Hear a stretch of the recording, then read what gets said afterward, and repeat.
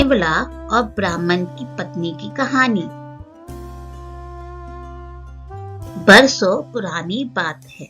एक गांव में देवदत्त नाम का ब्राह्मण अपनी पत्नी देवकन्या के साथ रहता था। उन दोनों की कोई संतान नहीं थी। आखिरकार कुछ वर्षों के बाद उनके घर प्यारे से बच्चे ने जन्म लिया। ब्राह्मण की पत्नी अपने बच्चे को बहुत प्यार करती थी। एक दिन की बात है, ब्राह्मण की पत्नी देवकन्या को अपने घर के बाहर नेवले का छोटा सा बच्चा मिला। उसे देखकर देवकन्या को उस पर दया आ गई और वो उसे घर के अंदर ले गई और उसे अपने बच्चे की तरह ही पालने लगी। ब्राह्मण की पत्नी, बच्चे और नेवले दोनों को अक्सर पति के जाने के बाद घर में अकेला छोड़कर काम से चली जाती थी।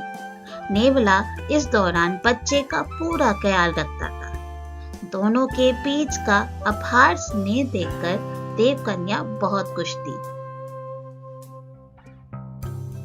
एक दिन अचानक ब्राह्मण की पत्नी के मन में हुआ कि कहीं ये नेवला मेरे बच्चे को नुकसान ना पहुंचाते।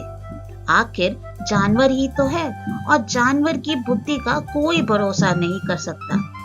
समय बीतता गया और नेवला और ब्राह्मण के बच्चे के बीच का प्यार गहरा होता गया।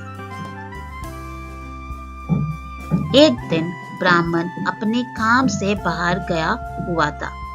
पति के जाते ही देवकन्या भी अपने बच्चे को घर में अकेला छोड़कर बाहर चली गई। इसी बीच उनके घर में एक सांप घुस आया। इधर ब्राह्मण देवदत्त का बच्चा आराम से सो रहा था, उधर सांप तेजी से उस बच्चे की ओर बढ़ने लगा। पास में ही नेवला भी था।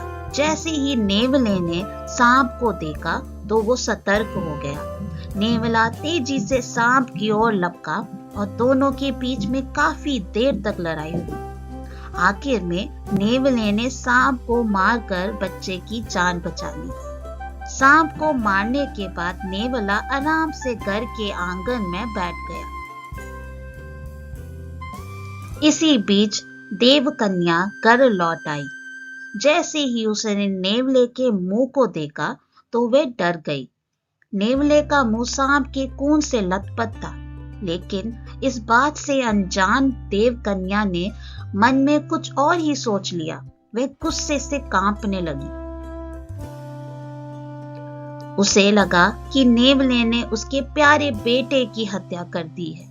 यही सोचते सोचते ब्राह्मण की पत्नी ने एक लाठी उठाई और उस नेवले को पीट पीट कर मार डाला।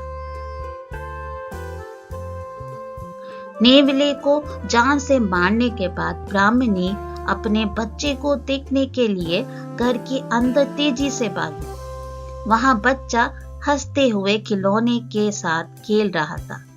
इसी दौरान उसकी नजर पास में मरे पड़े सांप पे गई।